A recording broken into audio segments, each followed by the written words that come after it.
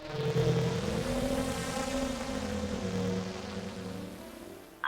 wanna live with a pelican girl. I could be happy the rest of my life with a pelican girl. A dreamer of pictures I run in the night. You see us together, chasing the moonlight, my pelican girl. Ten silver saxes, a bass with a bow. The drummer relaxes and waits between shows for his pelican girl. A dreamer of pictures I run in the night. You see us together, chasing the moonlight, my pelican girl. Pa, send me money now, I'm gonna make it somehow. I need another chance. You see, your baby loves to dance. Yeah, yeah, yeah. I wanna live with a pelican girl. I could be happy the rest of my life with a pelican girl. A pelican girl. A pelican girl. My pelican girl.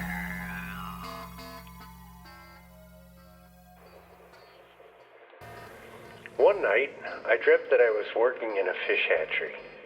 I was working the late shift and was all alone cleaning the fish tanks when two pelican thugs burst into the locked hatchery door. I had never seen such huge birds. One of them drooled like a Doberman and wore an eye patch and had a big scar across his forehead. The other one was really skinny, picking his ass like a cherry tree and wearing little round sunglasses that barely fit on his pasty yellow face. They both smelled like cheap whiskey and sardines. Neither one of them spoke very good English. It sounded like they were from Germany or Russia or a cross between the two or something. These birds were huge and their beaks were massive. In a deep, weird accent, the skinny one said, "We are here to pick up a load of fingerlings for the Pelican Mafia convention." I says to them, "What are you guys talking about? Nobody told me anybody was going to come down here to pick up some fish." Then they both started laughing, and suddenly the one with the scar on his head grabbed me by the collar and pulled my face right up to his good eye, grit his teeth, and grunted, "We are telling you now, fish boy. We are taking your fingerlingalings." I could tell they meant business, and that I had better not try to stop them.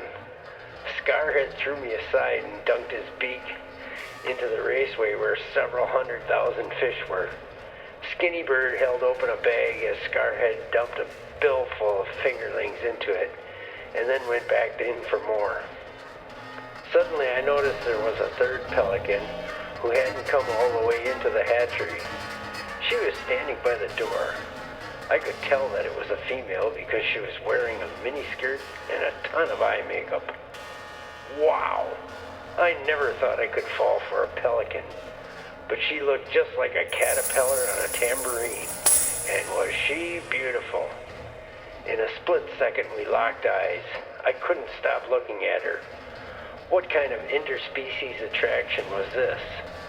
Never in my wildest imagination did I think that I could fall for a pelican, but this felt like love at first sight. I immediately began to fantasize what we might do together if we were alone, and I was thinking that she was thinking the same thing. "What the hell are you looking at, fish boy?" Skinny Bird barked at me, which immediately drew me out of my suspended animation. "Oh, Charlie, leave him alone. He's all right," she said from across the room in my defense. I knew right away this cute bird was going to be nothing but trouble for me, so I returned my attention to Scarhead, who had already cleaned out half the tank. He probably had close to 100 pounds of fish in the bag already. "Grab this bag and bring it out to the car," commanded Charlie, as he tied it shut. I could barely lift the bag, and not only that, it was soaking wet and slimy, so it kept slipping out of my hands. But somehow I managed to get it up on my shoulder. "Ginger, open the trunk and show him where to put it," Charlie ordered. "Wait a minute. Take this gun and keep it on the fish boy, so he does not think he can just run away," as he handed Ginger a 9mm pistol. Damn, I thought to myself. I was already planning to drop the bag and make a run for it as soon as I got outside. When I did get outside with the bag, a light rain had just begun to fall. Ginger walked me over to a big black shiny limo halfway across the parking lot, popped the trunk, and said to me, "Put it in there." I did as I was told, and as I turned to walk back to the hatchery, I stepped right into two big wings. Ginger practically thrust her beak right down my throat. I can't tell you how exhilarating it was to feel her wonderful beak against my lips. I had never kissed a pelican before, but it was the most amazing kiss I ever had. And then, I felt an intense pain on the back of my head and everything went black. I don't know how long I was out, but when I came to, I found myself in the trunk of the limo, along with 2 bags of fingerlings. I could hear a muffled conversation in the car. "Didn't have to hit them so hard, Charlie," I heard Ginger's voice. I began to wonder what they were going to do with me. Finally, the car stopped. Charlie and Scarhead got out. They opened the trunk and yanked me out. We were in the middle of the North Bridge over the Pelican River.